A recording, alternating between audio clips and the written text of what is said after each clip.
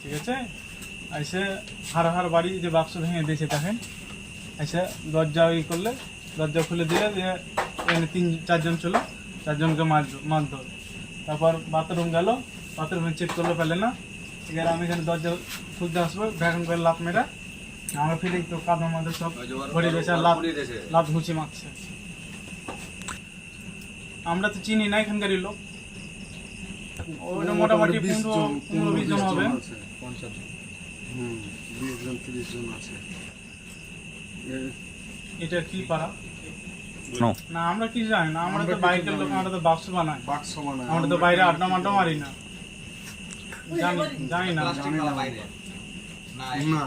এমনি। আমরা তো জানি না কিসের জন্য বলছে, সবই মুর্শিদাবাদের লোক। আইসা বলছি তোরা গরু কাটিস, তা বলছি আমরা বিদেশে মানুষ, আমরা তো ওই যে বাক্স বানাই, যে মাল খাওয়া আছে, আইসা মারধর করে চলে গেল। পুলিশ এলো, তারপর ছাড়লো। এমনি হঠাৎ এসে মেরে দিয়ে চলে গেল। সব ভেঙে দিয়েছে এই যে